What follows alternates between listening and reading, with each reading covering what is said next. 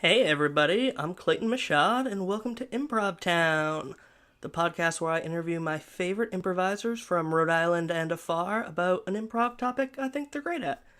In this inaugural episode, I interview Parellelogramophonograph, aka PGraph, about narrative improv and how they're able to create such rich stories on the spot night after night. PGraph has been performing together for over 12 years, and they have a weekly show at the Hideout Theater in Austin, Texas.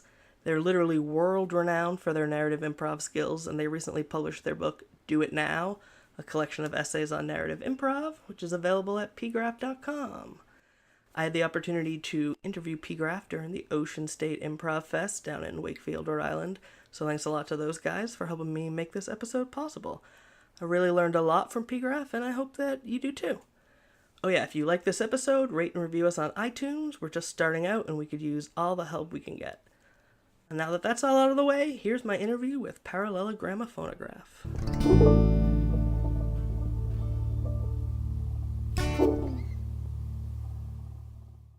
Alright, so do you guys want to introduce yourselves for the listening audience? Yeah. Hi, my name is Roy, and we are Parellelogramophonograph. Yes, I'm Casey. I'm Valerie. I'm Kareem. There's 4 of us. Yep. Alright, great. So obviously I want to talk to you guys a lot about narrative improv, but first, I figured we'd do some introduction stuff. So how did you all get started improvising? If you guys want to do your own kind of like personal stories, then we can talk about how you guys came together. Okay.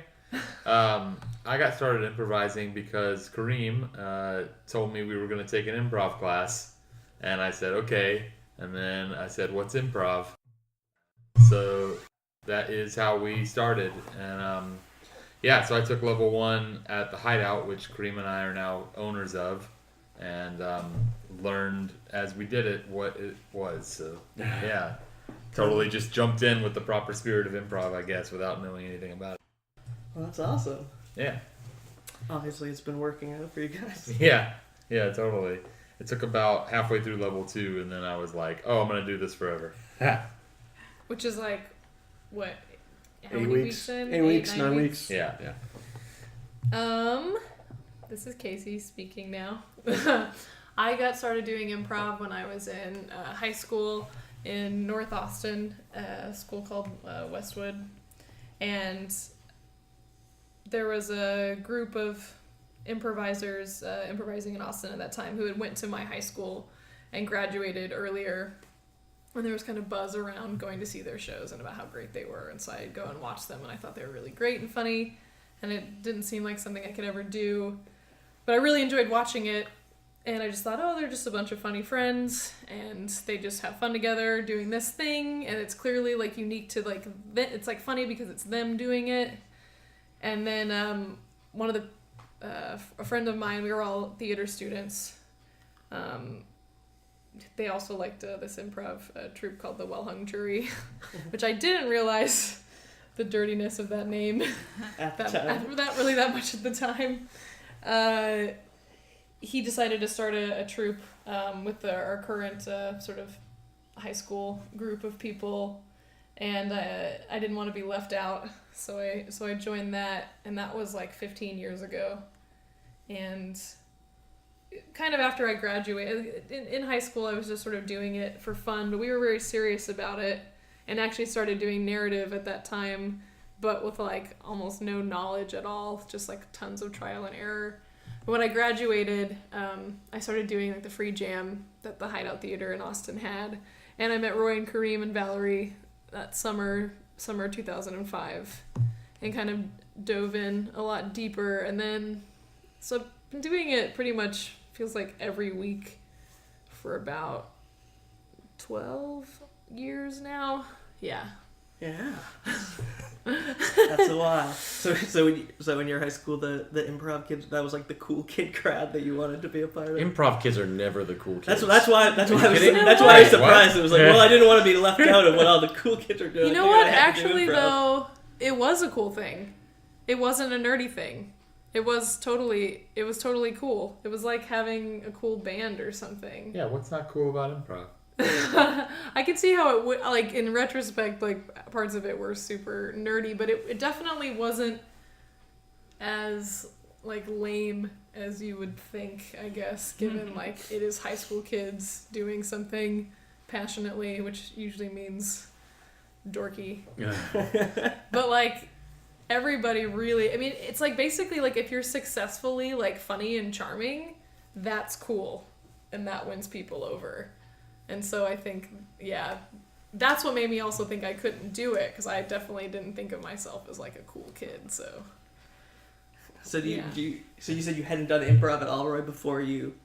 So had you, like, seen it when Kareem I had was seen taking the Whose class? Line Is It Anyway on TV, and I really liked it, but much like Casey, I thought it was something that it was funny because there were just some funny comedians that all were charming, and I didn't know there was a whole art form around it, because they never say on Whose Line the word improv. And so, yeah, it wasn't until I was taking classes that I kind of put it together. I'd done some stuff that, in retrospect, felt a lot like improv, but I didn't know at the time what I was doing. Like what sort of stuff? Kareem and I are part of a dumb organization in college that would basically do public stunts that amused us. So we would pretend to be other student organizations that didn't exist, and we would, like, protest the drilling for oil on the, like, West Campus Mall, which wasn't happening, and we would get people worked up about stuff. And so we just had to kind of, like, lie with a straight face and play characters. And it wasn't later that I realized that was the definition of improv. So You guys were just improvising as, like, Abby Hoffman the whole time. Yeah, pretty much. Valerie. Yeah, I started in college. A couple of my friends had taken improv classes and then wanted to start an improv troupe at UT. And so I auditioned for it and I got in. And I'd always wanted to do improv without knowing it was a thing I could do.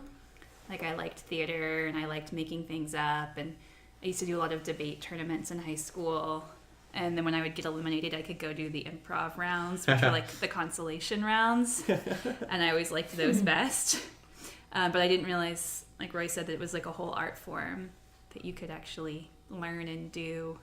Right, yeah. So, like, sometimes I'll tell my friends, like, oh, you should take this improv class. Like, what do you mean a class? Like, what do you learn? Which is amazing that people say that. It's like, well, if you wanted to play guitar, I mean, you could just pick it up and start fumbling through it, but ultimately you're going to have to figure it out and learn learn something. Right. It's so much more complicated than just That's true. making stuff up. Than being comfortable just saying words. You know, I think people think, like, it's just...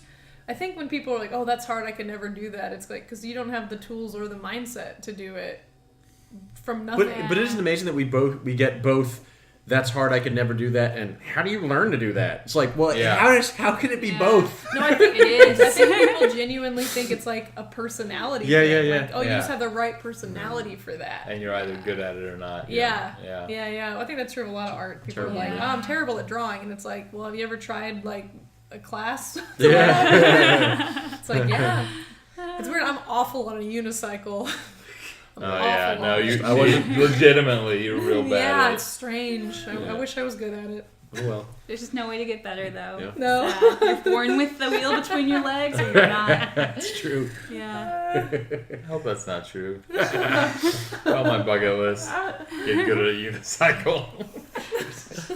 Get passable. Yeah. I want to be realistic. Well, if one of your parents was good at unicycle, you usually are. You know. It's a recessive trait.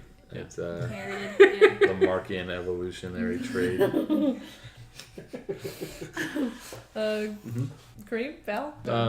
Improv, right. How'd I start doing improv? I saw an improv show in New York City when I was visiting many years ago, and I just decided I wanted to do it. I'd never seen improv before, and it was like a weird light bulb moment. It was like, oh, what is that thing? I want to do that thing. And I basically came back home to Austin and found the only improv theater in town, which was the Hideout Theater, and signed up for classes and dragged some idiot friends along with me. Yeah. At that time, that was the only theater. At the time, we were idiots. Yeah. At the time, they were idiots. I like that.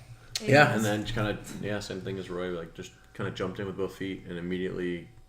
I never had any goals with it. I never had any intention of even performing. I just wanted to do it, whatever that was, whatever that meant, and I just really really took to it, and just like every week was just super fun playing all the games and learning all the concepts and reading impro. And I didn't have any aspirations or goals beyond getting to class the next week and getting to do it some more. Do you think that you still would have taken it even if you hadn't gotten any of your friends to take the classes with That's you? a good question. Yeah, oh, absolutely. Like, I mean, I signed up, and then I told everyone, I was like, hey, this class is starting. Everyone sign up. Like, I was... You get it for that sweet $25 discount. There's a sweet discount. You got $25 right. if you got a friend to sign up. Yeah. Oh, so I see the real motivation. Yeah. But did you get $25 per friend? Yeah, Right? I did. So you Yeah, I did. you Yeah, could 'cause almost pay for the class.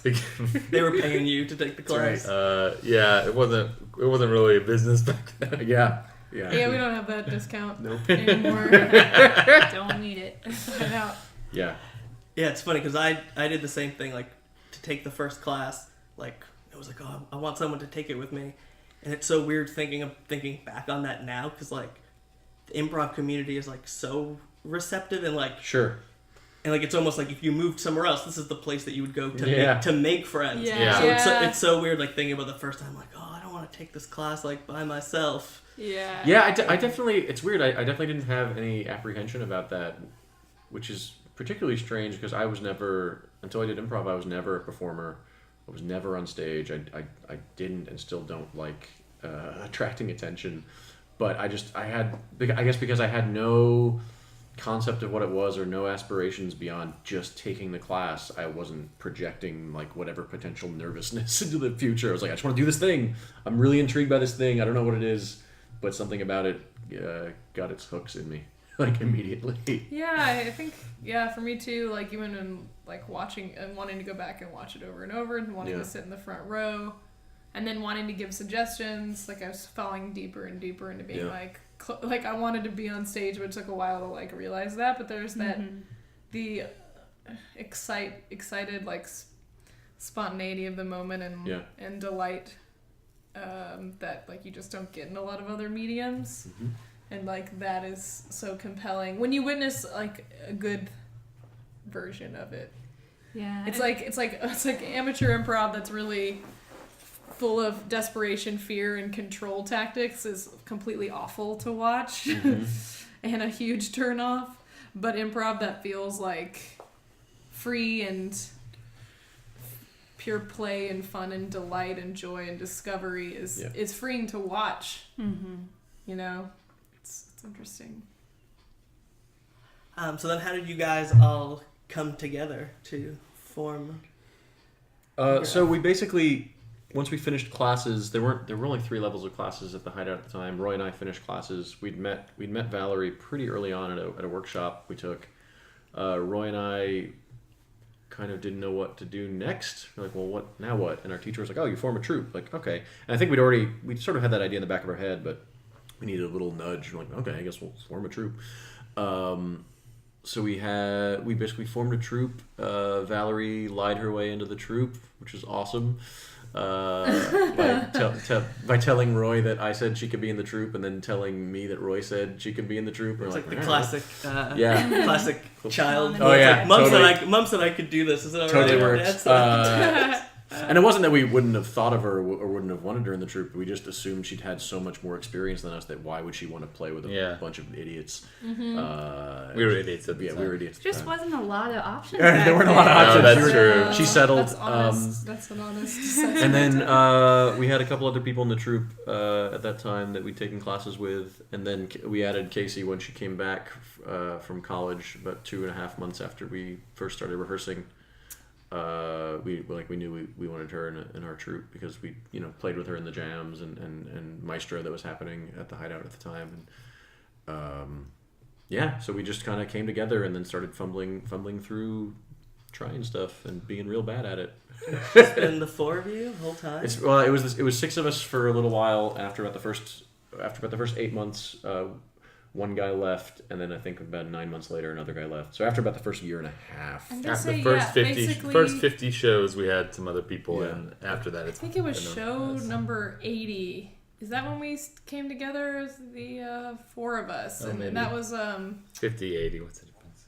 we had show number 50 with Yeah. with Right. Yeah. So Just remember numbers. With he who must not be named. That's fine. no, it's been the four of us for Since I know when it was Yeah. it was since August 20 I was going 2007. 2007. August 2007. 2007. Yeah, So 2000. It's been the four of us. Yeah, I mean, we- 2007. yeah. What's the weirdest way you could say that? August 2007. Since 1907. 2 auto 7. So Yeah. So that's I mean, how many years is that? 10. 210? So it's been the four of us for 10 years. It's been the four of us for 10 years. So really the great majority of the time, and even early on, I mean, as you know, as much as we were learning our way through and getting our feet wet, we were pretty serious, at least about knowing. We knew it would be a thing that we would be involved in for probably at least a year. It felt like at least a year-long commitment. Dedicated is definitely Weekly rehearsals and we We made were- goal lists, and Yeah. which we've conquered. We did Almost all of them, which is crazy because it was like pie in the sky goals too, that you'd think you would never Like traveling to other accomplish. states to go to improv festivals, which we're traveling to currently other doing. countries, Teaching workshop. writing Yeah. a book. Well, I don't even think writing. That We was definitely Not did back then. back then. We did not think at all that we would be where we are now. We just were like, we want to get good at. A weekly show. A weekly show was on the list, Yeah. and we have had a weekly show for almost 11 years. What, are you about to say something? No, it's fine. Did I say something weird? No, you said we didn't think we'd be where we are now, and I'm like, Wakefield? Wakefield, Rhode Island? Doing a podcast. Yeah, we had 10 years ago, we had no I idea. had no idea. Oh man, you never know where life's gonna take you, you know? I just It would be weird if we had known we'd be in Wakefield 10 years from now. Wakefield. you. Check this off the list. 10-year plan. That's awesome, though. But I do think it was funny looking back that even early on we had this goal list thing. Yeah, for sure. And then we did get we were helping out a new theater in Austin in a way, fill a much needed slot when they opened. That's how we got our weekly show that started out first at the Cold Town Theater in Austin, and then we moved it after 3.5 years over to the Hideout Theater, which is where we all kind of met.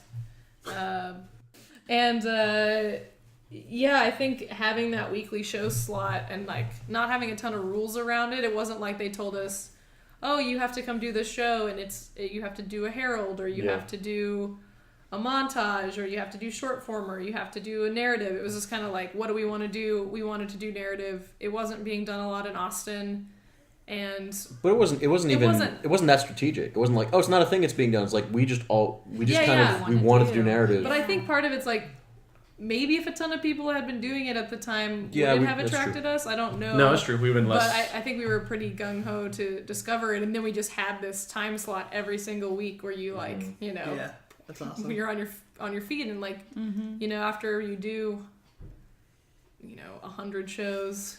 Yeah, I was gonna 200 say you shows, seem to have know. you guys seem to have been counting. Do you know what number you We- guys are We on? do. now? We do actually. We counted it. We were on a train going from London to Amsterdam a few weeks ago, and you have the count, Roy? Just casually. and we decided to we hadn't looked at it in 2 years because we used to have a counter on our old website, and we updated our website design and then lost this little counter mechanism that helped us count our shows, and so we went back through 2.5 years and Just I think we're at Wait, 680 as of a couple weeks ago. yeah, as of May 19th, 680 shows. Yep, As a troupe. That's true. as a troupe. Yeah, not as individual, but as Parellelogramophonograph. Yeah. We've done about 680. Yeah, that's nuts. So for people who aren't familiar with you, how would you guys describe what you do? We do fully improvised plays, I would say would probably be. That's our main. That's our main thing. We do other things as well. We really like to explore style and tone, and always be experimenting and trying something new. But I guess it's always pretty theatrical. mm-hmm. Yeah. Yeah. Even if it's, and different modes of what an improvised play means. Sometimes one long story, beginning, middle, end. Sometimes slice of life. Mm-hmm. Sometimes something a little more abstract. Mm-hmm. Yeah. But on average, most of our shows are one story, most of them. And we really love geeking out about how to accomplish that, and also where we can kind of push improvised storytelling. And But storytelling's the wrong word, so. Yeah, well, storytelling, so it's not like we only have a couple of shows that are actual storytelling. like telling a story, Yeah. in the way you think of storytelling being. Gather around the fire. Yeah. I was thinking, and the key components of that are like doing one long story is like from like one suggestion of some kind. Doesn't have to be that way, but basically all made up in the moment, with almost nothing premeditated or decided in advance, which I think that confuses some people. When we do like a costume genre thing, we'll know like, oh, it's a French farce, so we know it takes place in like probably in some kind of location in France, and it's like a certain kind of style, and we're wearing these costumes, but like the actual content is completely created in the moment. And we don't decide like Valerie will always play this kind of character. Yeah, we try to have only as many kind of support structure as we need to create the tone, I think, and then the content is very free and open. Restrictions to provide inspiration rather than safety, I think is the kind of the guiding philosophy. That's a good way to look at it. And so you guys have you guys do a bunch of different forms, right? What are some of your favorites that you guys love doing? Some of the hits. The thing that we do the most these days is called New Works, and it's really fun because it's such an umbrella that it can be a totally different show from night to night. Yeah. Basically, we get an actual play title from a book called the Dramatist Play Service Catalog of New Plays. I think the version we have is 2009 to 2010. An audience member reads out a bunch of different titles from it until we hear one that inspires us. We take it, and then each of us thinks of a synopsis for the play. We tell them to the audience, and the audience votes on which one they want to see. So what that means is that like sometimes they're sprawling epics, sometimes it all takes place in one location. Yeah. Sometimes it feels like an Arthur Miller play, sometimes it's a sci-fi epic. Sometimes it's cinematic. Yeah. Yeah.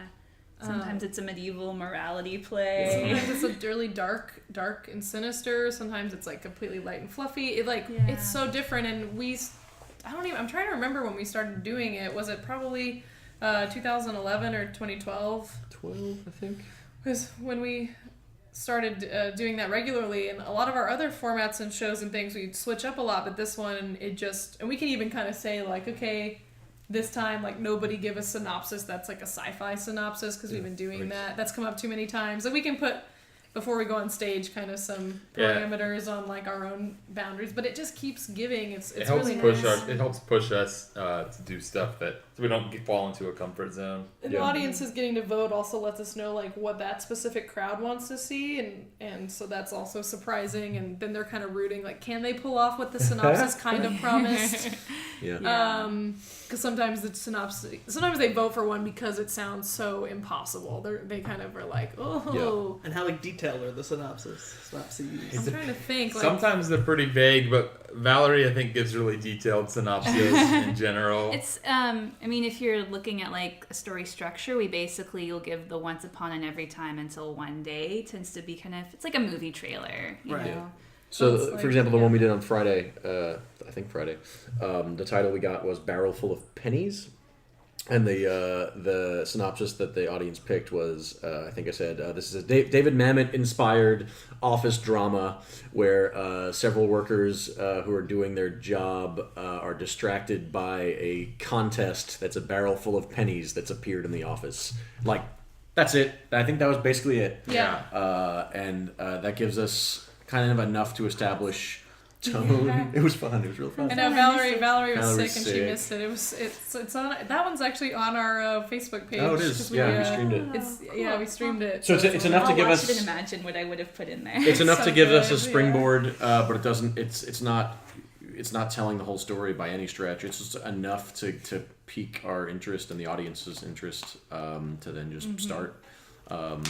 Yeah, and it's fun because in coming up with the descriptions, we can be really specific, like in the style of this playwright, or we can leave a little more open and let it kind of be discovered. We often say like the year is 1932. Yeah. And James Edwards is a young news reporter with a story to tell. Yeah, and you can be like in this whimsical madcap romance and kind of like push it different directions, or you can just. So then you're also kind of even playing on the genre. Of the synopses pitch. themselves. Valerie started doing something that I really loved, but also felt like a cheap shot, which was she includes like review quotes in her. She'll be like, "An amazing tour de force," says the New York Times, and I'm like, "It's cheating." I get bored, so I want to like. I'm always like. You have to see this play. A must see. I'm glad I voted for that one," said Hideout Theater audience member. Oh my god, but we haven't gone that far yet.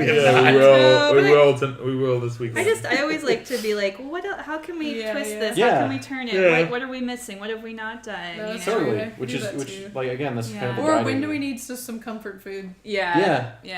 Go back to an old standard. It's been a long time since we did something with hillbillies. Hillbillies are the comfort food of improv. The 1930s, and a group of misfit kids encounter some whimsical hobos, and they all learn a little bit about. And we're like, "Yeah, we can do that show in our sleep." Oh my god. Yeah, you're just like. Where are you going, kid? Gee, mister, just let's get to the other side of the tracks. Give me some beans first. And recite the hobo oath. Yep. So What were we talking about? We're talking about our favorite formats. Oh, yeah. So we talked for a long time about that one. Yeah, another one that's similar but a little more, I guess, constricted. Not really constricted, but a little more specific, I guess. Is we usually have a group opening for us. So quick study is the form. Yeah, so we'll come on with a bag full of just all kinds of different books that we've selected. Anything from novels to how-to books to children's books, plays. Instruction manuals. Yeah. Damn it. And we'll blindly pull one out, and then while the first group is performing, we'll study that as our source material and then do a show inspired by whatever it is. So we've had some great we pull out an Arthur Miller play, so we do an Arthur Miller inspired show. Murakami was one that we did where we were super scared looking at it because it's like this great classic of literature now that people look up to, and we were like, "God." Modern Japanese magical realism. Yeah. And then though. it was like one of our best shows, like surprisingly. And then we ended up going on to work with a playwright to like develop a whole format called Box and String around magical realism, which that became the basis for. Yeah. And then but also weird stuff like that's like children's Bible stories one. Yeah. That was like kind of.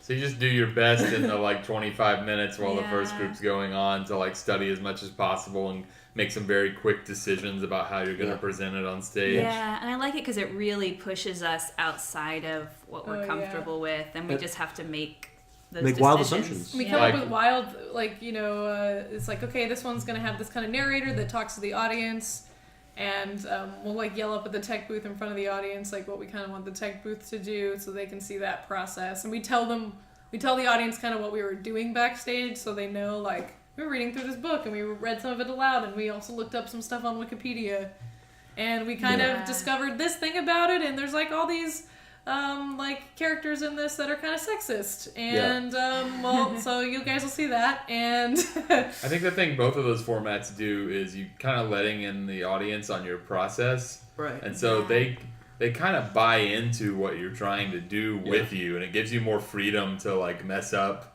or to lean into the weirder aspects of that tone or genre. It also one thing I like about both those formats is it gives us a quicker path to doing something very specific.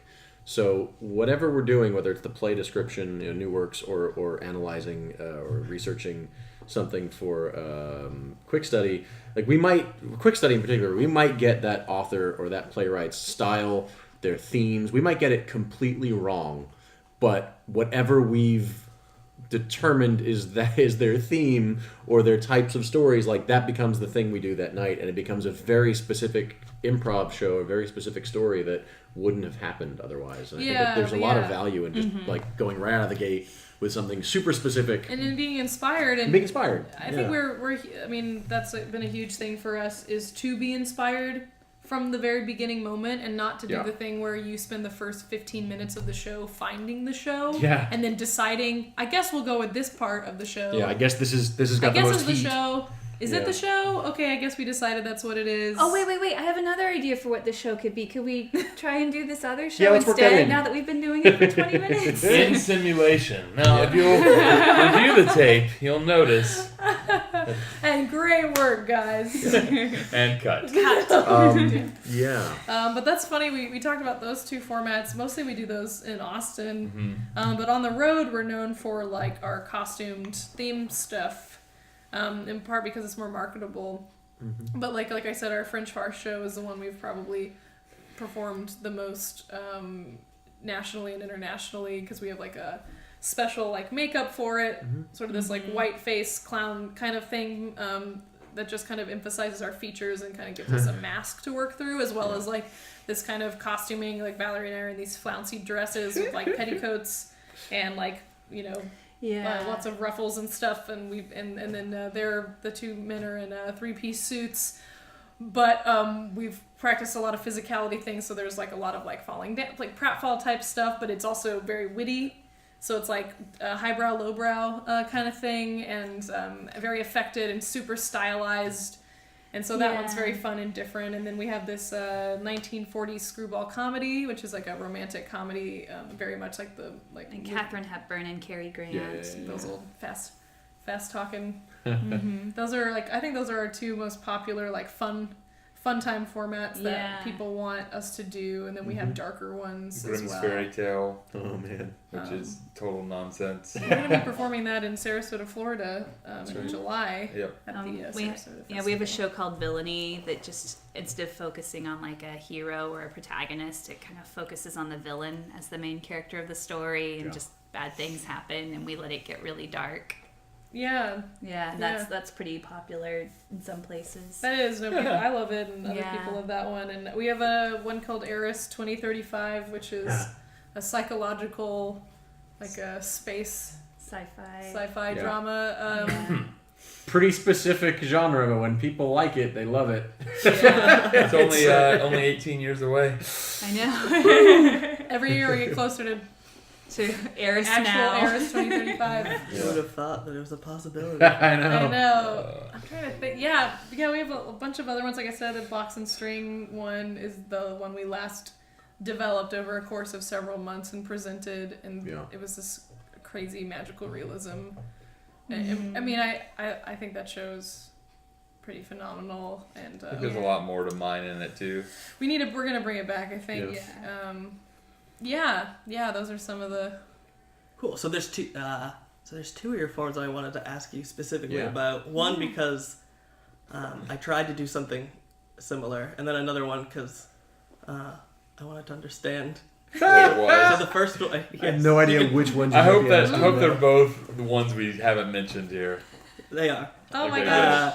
So the first one is the imprimatic. Oh yeah.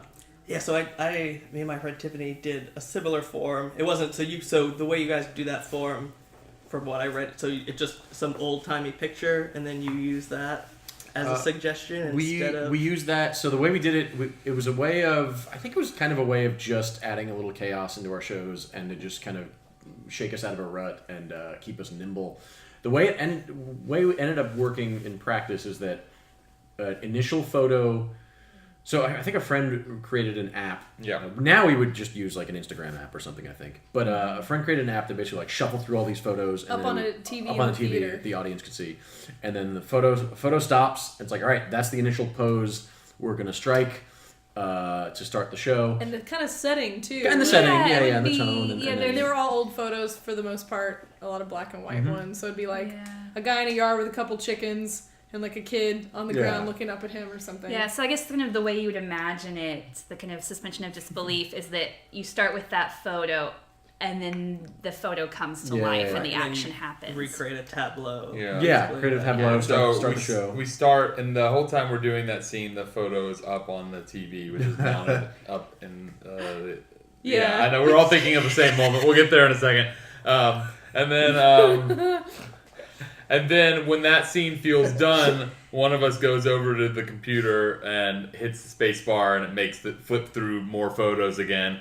And then a new photo comes up. We strike that pose and then integrate it into the narrative we've started telling. As the same characters. Yeah, I mean, well, if it's wildly different, we bring in new characters, and then as it goes on, I think we take more liberties with it. It doesn't necessarily have to be the exact thing we see, but we strike the same poses at least, and if there's a chicken, there's still a chicken in that scene. Yeah. And then we just make it make sense, and we move the narrative Yeah, and it's forward. like, oh, maybe this girl was obviously 12 in one photo, and then there's like a 22-year-old, but we'll just kind of make it the same character more or less, if it makes sense. Or Yeah, if whatever. it feels good. But I love, like, sometimes there's like a photo with like a giant baby, and then you have a giant baby in the show, which is usually Yeah, played by there's this Valerie. one great show we had where Valerie did, like, I played Valerie's mom who would birth this giant child, and it wasn't like a specially part of it. It wasn't like giant baby takes over city. It was just like an abnormally large kid. Just a world Because with a this large photo, baby. this woman, like this baby looked like it was half her size. Yeah. That's crazy. Stuff like that. That's like kind of funny. And then there's this one like moment we were in a show. It was a bunch of kids gathered around a Outside a house, yeah. And like and we're there were doing 3 the scene. kids. We're like, oh, there's 3 kids, and I think it was Kareem and Val and I doing the Yeah, scene. maybe. And then all of a sudden, Roy's like yells out there's like a little window on the set that we perform at the Hideout Theater, and Roy, it's like. Yeah, I just yelled something like, "What's going on out there?" or like, "I want out," or whatever, and they all like look at me, and then everyone looks at the TV, and you notice that there was this little kid in the window You can't really that see. no one had noticed initially. And the whole Oh, those are audience great. didn't notice either. Yeah, Oh, it that's was a great moment. The Yeah. end. Yeah, so I don't know how we made it work, except that it's just it becomes the game of the show. It's not like we're trying to make it seamless. Like we play. It's a game of like jump and justify. Right. You know, it's like we have the story, and then something comes out of nowhere, and we have to like pull it in and keep going. And as the show goes on, we kind of take more liberties with interpretations of the photo. So it's not, so it doesn't feel like a story that's being pulled all over the place. Yeah. We'll like weave in an element of the photo, or sometimes we'll just cut to a whole other location. Yeah. And have them talking about the events of the story, but like, And then cut back. We try not to make the photos. We don't let the photos sabotage the story we're telling, especially once it's got momentum. The thing that's key to that, and like any other show really, is keeping the story as simple as possible. Yeah. So that you don't overcomplicate things, because the simpler the story is, the easier I think it is to just like add one other piece to it and integrate it without completely turning it into chaos. And by simple story, Roy just means like the kind of the action of the story. The action can be more, man hates himself and his job and his current situation. Man looks for a new job that will give him fulfillment. Instead of like, man looks for a job, man also looking for a new wife, man also having problem with drunk father, man also finding a suitcase full of money and tracking down the man who lost it, then being tracked by the man who made him lose it. Meanwhile, we follow that bus driver we met in scene 2 back to his home for no reason. Yeah. And he buys a puppy. But it's like within man looking for a job, there's like, obviously it can be a huge cast of characters, a lot of rich relationships, and interesting kind of tone and style throughout it. So it's kind of what you hang on it instead of like, I guess, where you go with or how far you can go with it. If that makes sense. So what happened when you tried to do it? So it wasn't necessarily narrative, it was just the idea of like, a picture's worth 1,000 words. Yeah, so sure. instead of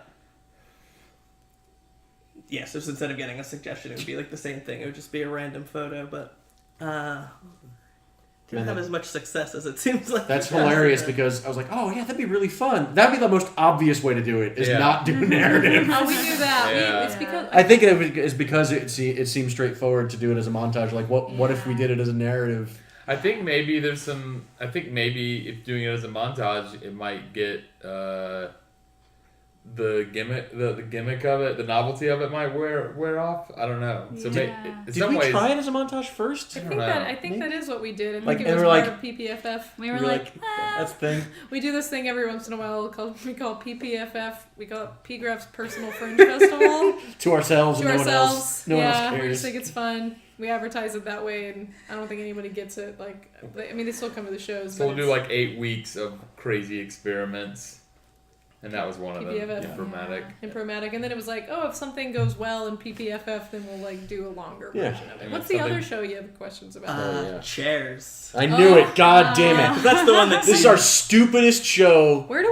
Where did you even find? Did It's you probably find just on the website. Okay, It's- on the website. This is our okay. So this is the stupidest show any improv troupe can ever do. Everyone That's should not do true. it. Everyone should do it. So here's this is where chairs came from. Years ago, we saw Rosowski and Clifford, Dave Rosowski, and his partner were Karen and Clifford. Is that her first name? Anyway, saw their duo, and they basically do their show. It's a series of scenes where each scene starts with them moving 2 chairs around. They sit down, kind of settle, and then start some relationship heavy scenes, which it was great. And Between but then like throughout the whole show they edit by like each scene they get up and they move the So chairs. it's kind of the chairs are kind of important to the, the inspiration. And it was a really good show, really inspiring. We really liked it. And as a joke, one of us said, "Well, their show was really good with 2 chairs. Wouldn't ours be better with the Therefore, clearly, mathematically, ours would be 10 times better if we had 20 chairs." And we were right. And then we then we did that. We did a show where every scene, we basically crammed as many chairs as we could on the stage. Every scene started or was edited and then started by us like kind of reconfiguring the chairs into some room while the third man theme on That's the very zither important. played. It's very How's good. Yeah. You can edit in the actual third man theme at this point. Your version's great. So then we'd sort of settle in the new stage picture and then start a scene, and that is it. That is the entire show, the entire concept. Not a narrative. It's pretty much a montage. Yeah. Yeah, But There's a lot of We there's a haven't lot of tried there's a lot of doing it. forts and ruined Really? buildings Oh my and gosh. therapy sessions And restaurants. and walls. Yeah. But and just like everything, it's we with each reconfiguration of the chairs, we're looking for something inspiring and different that will spark. We're not really something looking for a in us. gimmick so much as we're looking for a new space and Trains. inspiration. There's a lot of trains. Yeah, life rafts. So that's how that show worked. It was We're completely saying stupid. a lot of because that happened once. Everyone We did it should a do few it. times. We did it. It's really We did it in fun Toronto. and a bizarre stage picture to see so It many creates chairs. fun My stage only- picture. And you could stack if you could stack the chairs, and that's an option you got. Yeah, you I can think stack I them. think the really important thing, if anybody out there wants to try it, is that in the arranging of the chairs, you must be very calm Deliberate Yeah, and yeah. and calm. deliberate. You can really injure yourself Yeah. too. I remember one instance of stacking up the chairs, and we had done this format a couple times with some guests, and I remember some guests getting a little too crazy and like Yeah. stacking up a stack of like 9 chairs and then trying to climb on top, and it's just like the audience doesn't want to feel scared for Threatened. you know. Yeah. It's like they like to see a challenge, but they're like I didn't come here to watch like amateur Cirque du Soleil. Yeah. Wait, guys, I just had an idea for a really good format. It's called Amateur Cirque du It's called We All Go Soleil. to the Emergency Room. It makes me want to go back and buy that marionette puppet I saw at the smoothie shop. At Smoothie Booty, Yeah. fine place to eat. Yeah. Oh. And And drink has smoothies. shockingly fast internet. But not calmness, not only for safety, but also like it shouldn't be about like trying to get your idea of how the chair should be out there. It's just kind of like very much puttering around on stage and then being like, "Oh, I see what you're It's doing so there." dumb. It's so dumb that there are a lot of people who know how serious and how pretentious we can be about our improv formats, that they're always pushing us to do chairs because it's Stupid. It's We stupid. should do narrative chairs. We haven't done Charative. Charative. We should do charative, and we should also just do God damn chairs it, again. Valerie. It's been like several years since we've done it. Time can get away from us like that. Oh yeah. It's kind of bizarre to be like, this is like 2 years, 3 years since we did that last. The important guideline is that the number of chairs isn't that important, but it must be an unreasonable amount of chairs Yes. for the stage. Mm-hmm. That's important. Whatever the probably- size is, because it depends on the size of the stage. Probably, I'd say at least twice as many as you have performers is a good starting place, depending Oh. on the size of your I'd group. say- Like that's a bare I'd say minimum. 3 times. I mean, there's 4 of us, so Yeah. 8 chairs wouldn't be that much. No, but like larger groups. If you have 10 people in a group, How much time did you allot to discuss chairs? Because we're gonna keep going. So if you I'm got, sure if you everyone at got home is like, I'm trying this I out. bet we could come up with a formula that Yeah. would give you. so a if you good got an number. 8-foot by 4-foot stage, Yeah. We'll post the math Number of after. performers. It's the way. It's like when you convert Celsius to Fahrenheit. It's not like Yeah, you look, just go to It's the Yeah, there's like a conversion. constant plus a scale. Yeah, Look, you go I to- think you I go think to there's a very Google and you ask important Google. question we haven't addressed. Hey Siri, how many chairs is an unreasonable amount of chairs? Hey, got it. Oh, it says shares. one share is too many. One share is enough. What were you saying, Kareem? Nothing. I We're was not- going to say a dumb joke, and it's way past. How many chairs is an unreasonable amount of shares? Wait, new format idea. Shares. We get a bunch of drag queens Yes. just like share. Oh, I was thinking of And we like watch them. stock shares. Yeah. Next question. We're idiots. Yeah, sorry, we're morons. And we were idiots. Yeah. Now we're back to being idiots. So despite that, you guys wrote a book. Yeah. Maybe because Oh, of any that. idiot can write a book. Any Yeah. you can write a book. Right? Clearly. That's my next book. It could be another But format. we did do that, and it's a new thing. It's new for us. It just came out last November 2016. You can get that at pgraph.com. You can. pgraph.com/ourbook, I think is what I named Yeah. it. Also, Yeah, my but it's- backpack. You can get that from my backpack. Yeah.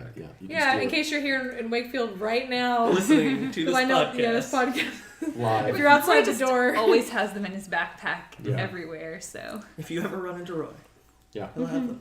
Yeah. So you guys want to talk about like the 8-beat story spine first? the what? The Story 8-beat spine? story Or 8 spine. beat. Yeah. Yeah. Is that what you guys Eight call beat. it? 8-beat. We just call it story spine. Yeah, Yeah. the story spine. Yeah. I think I learned it as like the 8-beat story. Oh, interesting. It's interesting because it's kind of more like 3 beats. Yeah. Yeah. But anyway, so Story Spine, we learned it pretty early on. We were fumbling through doing narrative. It provided a lot of guidance because our stories were getting too complicated. Our stories felt unfocused, and they weren't resolving because they were so complicated, and we didn't really know which characters to follow. But Story Spine comes from, at least the first time I saw it written out like that was in Ken Adams' book, How to Improvise a Full-Length Play, right? That's the one? Yep. Yeah. So basically, Story Spine is just a descriptive way to lay out stories. It's less of a template or a format and more just how stories work. So basically all stories, or Western stories anyway, follow pattern once upon a time and every day until one day, because of that, until finally, and ever since that day. Which basically really condenses down to there are some people in a place living their lives, something disrupts it, which causes some stuff to happen until a new normalcy is reached, the end. Yeah. That's stories. So Once upon a time, and every day, until Yeah. one day, and because of that, and because of that, and because of that, until finally, and ever since that day.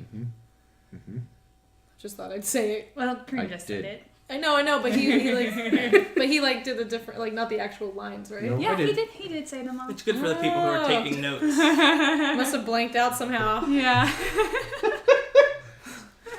Anyway, story spine goes once upon a time and every day. Once upon a time, everyone repeated the story spine over and over. What is it? What do you think it is, Valerie? I think it's once upon a time Oh. and every day until one day. And because of that, Oh my god, we just like traveled 12 Yeah. straight hours yesterday, and then I got like 4 hours of sleep, and I'm so out of it right now. I should just say that in case anything else I say sounds weird, because I really feel like I'm like, woo, All right, listeners, you've been warned. yeah. An hour later. Yeah. So that's Story Spine. once upon a Oh time, my god. All right. So yeah, what that Story Spine? We could babble about it forever. Yeah, we love what- it. Yeah, What do you- it's a pretty vague topic. what do you want to No, know? I mean we will talk Yeah. about it forever. So if Yeah. there's anything specific you we want wrote a us book to, about it. So. we'll, yeah. Right. Okay, yeah. Go So ahead. I think the reasons why we like it so much are that pretty much all stories can be told in that using that simple structure, and it's not like we break every show we do into 8 parts and think like, okay, now we need to do the second, and because of that, it's a super useful tool for analyzing your shows after the fact. Specifically, like, oh, that show felt a little weird. What went wrong? Well, we didn't. Usually, the answer is we didn't spend enough time in the once upon a time and every day portion. We jumped right into until one day, and no one cared about the characters and didn't really know what was happening in the world, and so they couldn't get a handle on why they should be caring about the story. And when you start doing that sort of analysis, you start to have those instincts in the show and can kind of course correct. So a lot of times something super interesting will happen right away that disrupts the people in the scene, and then you're like, well, we kind of messed that up. So you start backfilling, you flash back, you meet the characters even though we already know what happens to them, and that seems like a super interesting choice rather than a corrective, and the story as a whole still will fit that kind of model and template. That's pretty cool. So the goal is to devote a certain amount of time to each part, and if you accidentally don't do that, then you just find clever. It's less about dedicating time and more that if you realize you're into the part of the story where events are cascading and causing other events to happen, but you also know nothing about the main character of substance, you can then kind of, because it's improvised, you can take the time to retroactively fill in, like, well, here's why this character means something to the protagonist. It's kind of about just taking stock of where the emotional heat of a story is, and if there isn't any, and you're already significantly into it, you have to backfill. You have to do that work. Right. Yeah. If you you- need yeah. that platform either You need way. it. Yeah, you need to have it, and Yes. you can get away with retroactively adding it. It's obviously not as clean as having it happen in the beginning, but you can do that and then suddenly get back to the actions, back to the story actions happening, and it feels it just has more weight. It'll feel more satisfying. So yeah, like if you saw in the story like a guy and his wife, and say you also get off on the wrong foot with like just having him straight up argue with her. Yeah. But then him leaving her should mean something. You can flash back to the early days of their When they were relationship and how beautiful and happy it was, and the audience is like, oh, Now they're bought in. they're like, Yeah. oh, we want, get to Not see just like, that. good, I'm glad they're separated. Yeah, they clearly needed some space from each Yeah, other. I mean, a good. I guess we've never even really talked about this explicitly, but I think our sort of internal compass, kind of the internal gauge, is like if you can't answer the question why should the audience care about this, then you have some backfilling to do. Yeah. You know,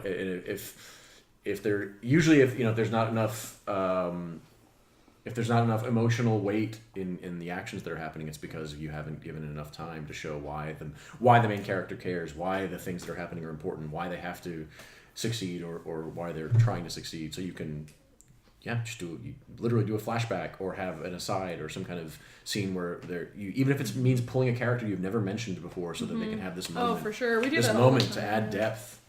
It's huge, and yeah. It also gives you a lot of focus.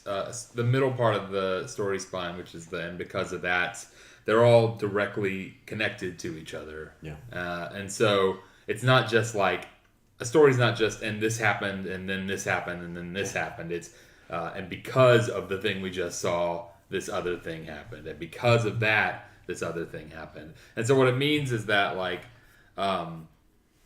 your show doesn't like start with one character and then we meet like a milkman and then we just follow the milkman for a while, Right. And we get kind of confused. Also, a lot of groups who are dabbling in narrative, who their only model for an improv show might be something like the Herald, will think like, oh, we'll just do 3 unrelated scenes and then we'll follow each of those threads and then we'll make them come together and then that's a story. Yeah. But that, while it can be a very satisfying story, is making your job way more difficult because you're basically trying to weave 3 story spines. And diluting the whole thing because you're trying to do a lot with plot, which we only need to know enough about plot to, as much as it carries the characters through situations to make us care about them. Yeah, then your scenes become more about how do we make these 3 things make sense together than about how do we make this one thing important and fun. Yeah, and fun. I think that's a key component to talking about it. It's not like we're doing this in part to just like tell a really smooth story or something like that. It's like it by understanding these concepts and really knowing the story spine in our bones and keeping the story simple, it gives us that freedom to kind of stretch and deviate a little bit and play stupid improv games and play dumb side characters and stuff that we know is ultimately inconsequential to the story because we know what the story is. Yes. We know what the story is revolving around.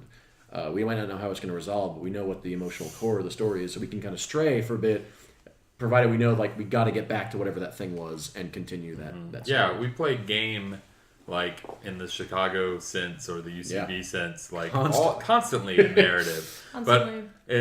Like the story spine is just a spine, and the scenes are the meat that hangs off of it. And the simpler the story is, the more time we have to fuck around. Yeah. So you have a scene, and like we spend the whole time playing some stupid game. Like every time one character sits, the other stands. And that gets heightened. And it all comes up organically. It's not like we're it's time for a game. Yeah. I'm going to introduce that it's going to be a word at a time thing. No, it's not like that. yeah, it's like, it's more just like discovering some bit of fuckery, either with the characters fucking with each other or the improvisers messing with each other or something. And I kind of feel like, one of the things that we love about performing together is that kind of that fuckery dial gets dialed up or down depending on the mood we're in a given night. It's like if we want to do some more serious theater-inspired improv, there might not be as much of that fucking around and kind of...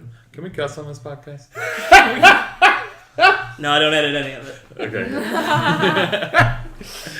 I know we have already been. I thought I didn't until just now. I've been very good. I've been real good. Podcast. What is Oh this? yeah, it doesn't matter. But yeah, so I mean, like we can dial it up or down depending on like the mood we're in, and the sort of because then you can play out of inspiration and not obligation to make everything make sense, make everything tie together, make everything wrap up, sew up every little thread that you've put out there. You can just let threads be fun color to the world. I think people spend the most time worrying about how they're going to end stuff or how they're going to tie it together, and like you usually can just find that very quickly. Pretty easy.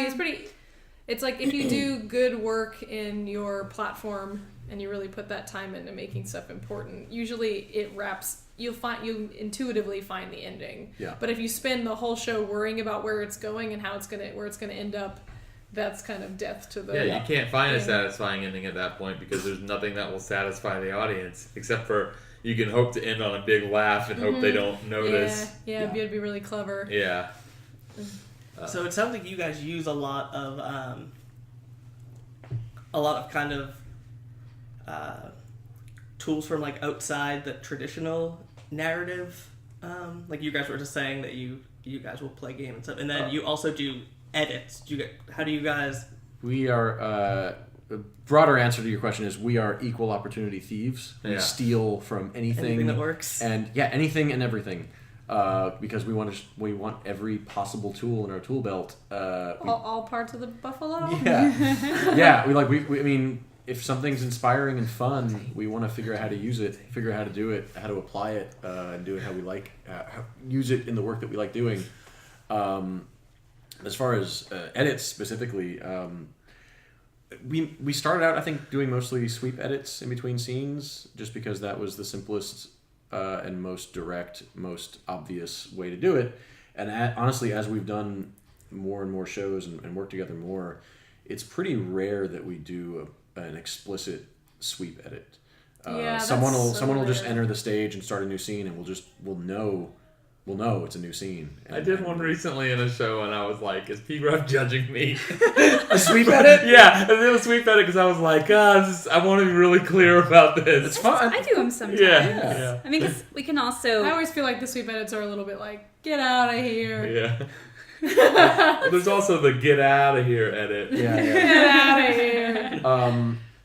So yeah, we basically. I mean, this is a really interesting topic, mainly because it You said traditional narrative, but Yeah, I don't what know did what you you mean mean by by that? that. what does that mean? What I would turn tradition? this mic around, but it's omnidirectional. like a one act or 2-act play that doesn't have any edits. And it's Oh, just essentially yeah. a mono- That's a true. mono scene. Oh, we do that too. We do that too, but I think that actually is an interesting distinction between improvised plays and scripted plays. Improvised plays tend to have more locations and edits because we can do it. We're free to just be like, poof, now we're in a forest. It's like, because we're able to do it, we kind of take the more cinematic approach to editing and jumping locations, whereas traditional scripted theater can't. Just because of the restriction of building sets and it's interesting. Or at least the well-made play. We recently went to London, and while we were there, we saw a lot of theater, and I saw a lot of theater.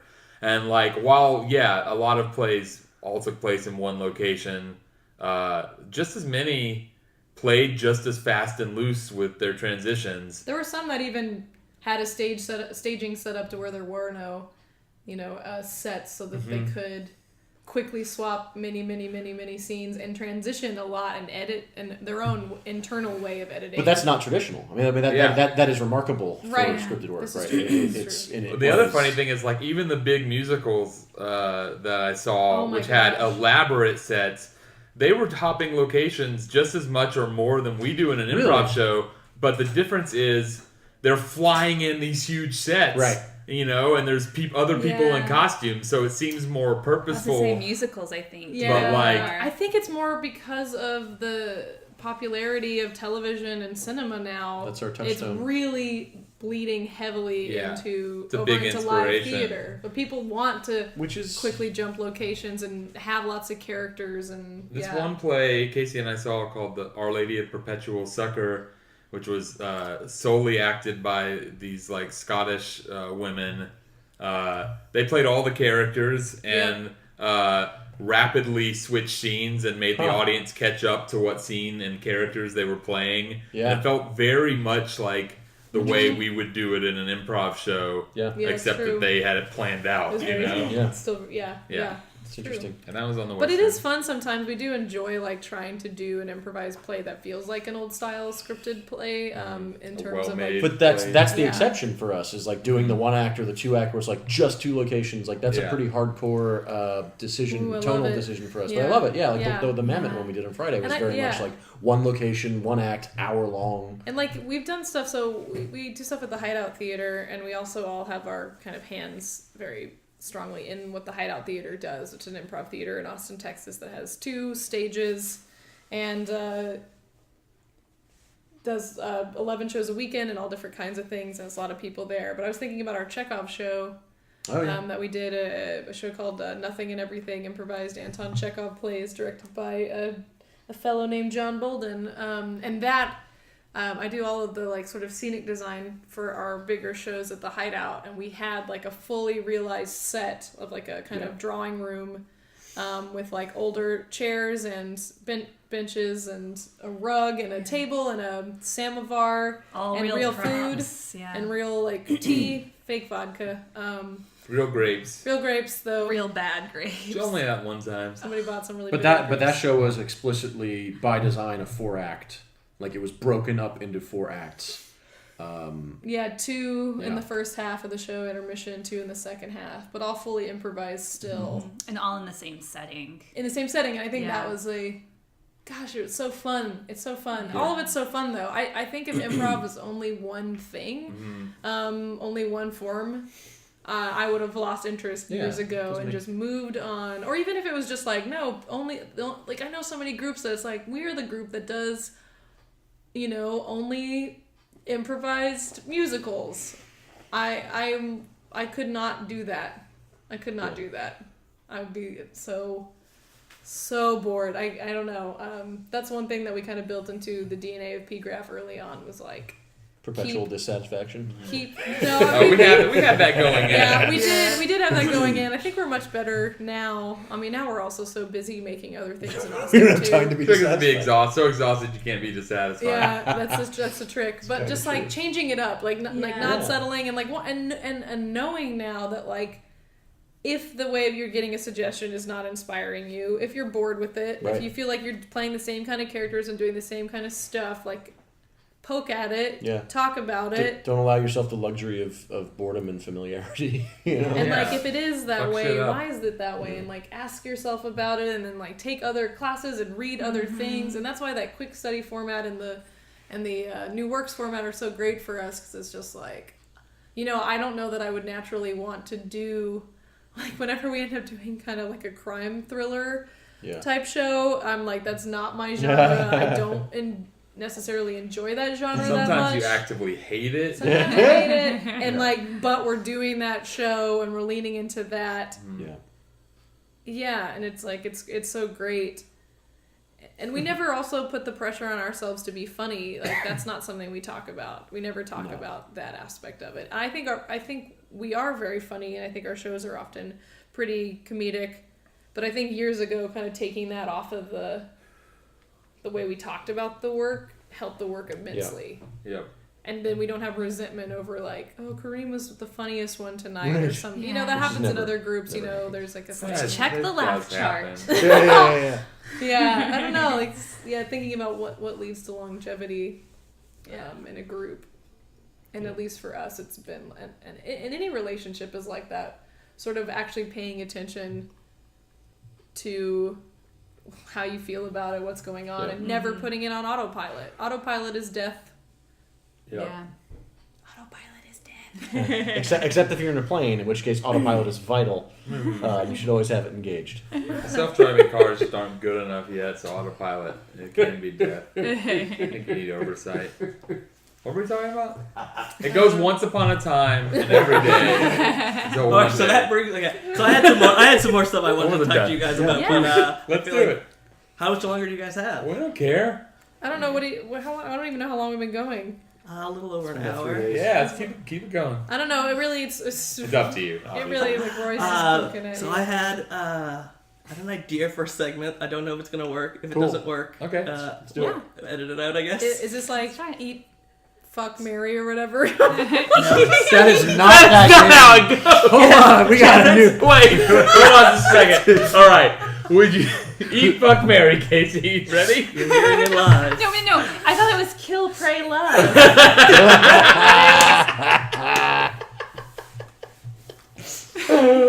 Jesus Christ.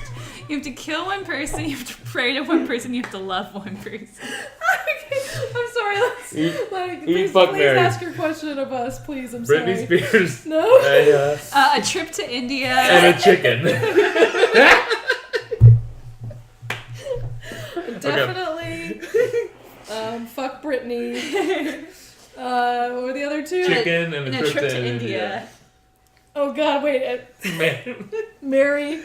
Marry that chicken. And eat the trip to India. Yeah. Great, that was a huge waste of money. Okay. All right. All right. So it's more like a story spine challenge. Oh, okay. Ooh. All right. So I have two ideas. We'll see if either of them work. Okay. First one. How many of you guys have seen Game of Thrones? I've read the Seen books. some of it, like the first season. I was afraid that there wasn't going to be. I've seen some of the first season as well. I read the first 10 pages of the first book and stopped when he spent 2 pages describing a sword. Oh, so maybe this will just be maybe it'll be fun because you guys all have different levels. It'll kind of be like the quick study. So Quick study of George R. R. Martin. I was that's fine. going to challenge you to each give your Oh God. For Your for, search for for- story Game of spine Thrones. for Game of for Thrones. Game The of whole Thrones. Game of Because Thrones. your, Sure, why not? your Yeah. argument is that even the most Yeah, yeah, complex yeah, yeah. story Absolutely. that can definitely. be boiled Oh yeah, down. Totally. I can do that. Yeah. We don't Yeah. know any details, so that's easy then. The Yeah. end, and obviously it hasn't been concluded, but you guys can each give your like guesses on what you imagine. Yeah. Yeah. The The Until One Day. Yeah. Did you want to start? Yeah, I've you got did an you- idea. Okay. Once upon a time, there was a kingdom with many separate lands, and every day the people of the kingdom would go about their kingdomy business In their separate ways. in their separate ways, until one day the main king died mysteriously. And because of that, other people started vying for the throne. And because of that, they schemed and plotted and fought, and a lot of people died. And because of that, things escalated with more plots and plans until finally someone won and ruled the Iron Throne. And ever since that day, there has been uneasy peace. Yep. Until the zombies came. Yeah. You left off the zombies and the dragons. Yeah, but side. That's side pretty much things. what I got. I think Yeah. once I would make it more focused on the Starks, which are one of the families. Once upon a time, there was an aristocratic family called the Starks, who ruled part of the Seven Kingdoms up in the north, and every day. Ned Stark would teach his children about honor and loyalty and what it meant to be a fair ruler. Till one day the king died under mysterious circumstances, and Ned was called to the King's Landing, is where it's at. Also, there was a lot of magic and stuff that was currently lying dormant. And because of that, people started vying for the throne, either overtly or mysteriously. And because of that, as magic began to seep back into the world, the power dynamic was shifted even further. And because of that, a lot of fucking people died, mostly the poor people, until finally until finally the Starks, in some fashion, were restored. Became rulers of the Iron Throne, along with probably Daenerys Targaryen, who had a dragon, three of them. And ever since that day, there's been an uneasy peace. And it's winter. Oh my gosh. Jesus. Once upon a time, there were some people in a place that's not here. Good. And every day they went about their lives doing their stuff until one day people were upset about something and did something big. And because of that, other people did big things. And because of that, other people got upset. And some people loved each other. Some people didn't. And because of that, more people got tangled up in what was going on. Until finally, some kind of bargain, I guess, happened. Bargain. And then ever since that There was day, a sale on Iron Thrones. and ever since that day, some other people went about their business. You did watch the first season. It sounds like basically I wanted- every historic event Yeah. ever. I was trying to go for like the Yeah. most The broadest, I wanna generalist. hear- Cream, is yours mainly food related? Here we go. I got it. Actually, I don't have it, but I hear Yeah. it. Once upon a time, there was a great sword forged in the hottest fires of some mountain somewhere Wait a or minute. something. And every day the sword was used by great warriors far and wide to slay their enemies, until one day the sword fell into the hands of someone who was questionably moral. And because of that, the sword was used to kill some people. And because of that, those people vowed for revenge. And because of that, great wars ravaged all of the world. Until finally, the sword fell into the hands of its just and rightful owner. And ever since that day, there was a throne. Yay! Is there an important sword in this story? There's a no. sword in the beginning. He spent so much time talking about this goddamn sword. I threw the book down. It does get melted down and made into 2 other swords. Yeah. Does But it? it's not. It's not. Spoiler alert. It's not It's special. not significant Yeah. to the Because overall of that, world. Kareem got tired of reading the book. Oh my god. The best way to digest those books is audio form. Audio I form. highly recommend it. Yeah. Yes, that's Oh how my Roy I. Dotrice, So I great reader. digested Yeah, it a yeah, little yeah. All right, what's your other challenge? All right, this one is a challenge between you guys. I've written out a story spine to a classic story. Oh, good. Awesome. You You have to guys guess what it are going is. to guess Oh, what it is. yay. And we're gonna Princess see Bride. who's right. Star Wars. We play this game all the time. Yeah, we do. Yeah. Yeah, it's great. Yeah. All right. All right. Is it? Do we hit is the it buzzer like when a we think name we that know? tune? Where as soon as we think we know, we I chime think we in? should listen to him say it The all the whole way thing. through, and Okay. then each We'll each write down our answers. Yes, and each then, write down your Okay. answer. Okay. All right. we'll go and whisper it to him. Yeah, that's great for a podcast. yeah. It's real good radio. I think they can. I We think will they'll- just whisper it into the microphone, but All right. can All right. hear. Hush, Here we go. here. All right. Once upon a time, there was a lonely orphan, and every day he would toil under the disapproving watch of his aunt and uncle. Till one day he found out that his father had been some sort of great magician and warrior, and because of that, he left his home to learn the truth. Because of that, he learned the powers of this magical way, and because of that, he became the target of dark forces with evil plans. Until finally he defeated the dark forces and avenged his family, and ever since then, good has prevailed over evil. That's basically it's 2 possible ones. Oh shit. Let's all say what we think it is. All right, What are you Roy. gonna whisper into the mic? I think it's the Star Wars trilogy. I was Yeah, gonna I say agree. Star Wars, and it also fits Harry Potter Yeah. actually. Oh yeah. Oh yeah, it does. And Yeah. probably You're supposed to write your answers down. and probably also several other Are his, YA are his novels. parents killed? Or are his Yeah, yeah. caretakers killed? Yeah. They are? Well, he lives with his aunt and his uncle. But are they No, killed? they're not killed. They're not No. killed. Oh, that's true. They're not killed, so that Yeah. does make it definitively. But they're dead I inside. never said that the aunt and uncle were Oh, did you not? okay. I thought you so. did. Yeah, No, you he said said he his lived parents were with. killed. Oh, okay. Yeah. Or Okay, maybe, so I can't yeah, remember. could be Maybe Harry it didn't say they Potter. were killed at all. What did you Yeah. do? All right, final Yeah. answers. Yeah, I thought Star Wars. Yeah, Star Wars is what I was going to say. Wait, it was a trick question, Oh. and you guys, it was both Star Wars and Harry Potter. I wrote it to purposely be vague. That's man. That's great because I never realized how close they were. Oh, yeah, because it means straight up. I forgot that he lived a child born of 1987. Mm-hmm. That puts me more firmly in the Harry Potter camp. So I was, but Kareem and Roy are in the Star Wars camp. I don't know where Valerie lies in with it. between, I think. She's in between. Yeah. I forgot that the Dursleys were. I forgot they were aunt and uncle technically. Uncle Vernon, Yeah. Aunt Petunia. Yeah. Yeah, it's great, and that's probably. I mean, I can't think of examples right now off the top of my head, but I'm sure it's many, many other stories. Right, you it's know, the I most mean, stereotypical. It's because it's such hero journey, story. you know, Yeah. the classic hero's journey stuff.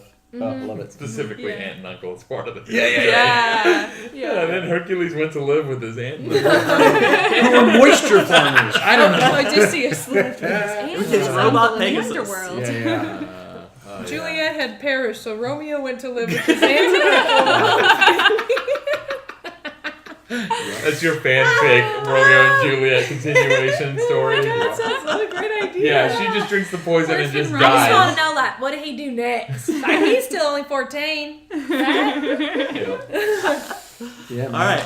Well, thank you guys so much Yeah. for doing this interview. Yeah, this is fun. Yeah, thank you for having us and letting us. Ramble. Yep. Yeah, I thought that I wouldn't have enough stuff for us to talk about for. Oh, we did for talk an about hour. chairs for 35 minutes. Yeah. So. Yeah, that was time well spent. Yeah. Yeah. It's the most important work. All right, great. Thanks, guys. Yeah. Thank you.